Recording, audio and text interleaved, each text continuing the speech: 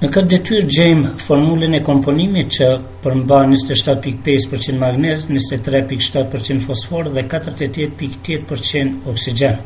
Masa atomike relative e magnezit është 24, e fosforit 31 dhe oksigjenit 16.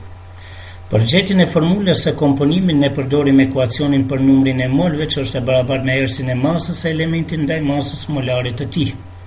Nëse kemi marrë për analizë 100 gram të substancës, atëherë masa e elementit do të jetë e barabartë me pjesëmarrjen në përqindje të elementit.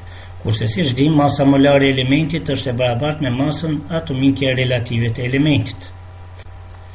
Duke pjesëtuar vlerat e pjesëmarrjes në përqindje për secilin prej elementeve në komponimin e fjalë me masat atomike relative të tyre, ne për numrin e molëve të magnezit fitojmë vlerën e parafort prej 1.15 mol.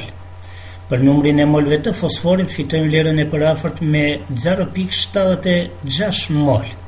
Dhe për numrin e molëve të oksigjenit fitojmë vlerën prej 3.0.5 mol.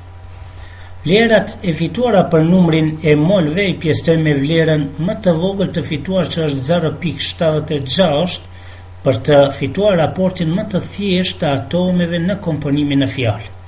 Edhe në këtë rast, për atomin e magnezit fitojmë vlerën 1.5, pra 1 atom e gjys.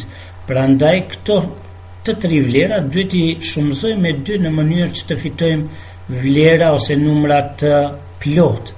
Dhe në këtë rast, për magnezin fitojmë 3 atome magnez, për fosforin 2 atome fosfor dhe për oksigjenin 8 atome oksigjen.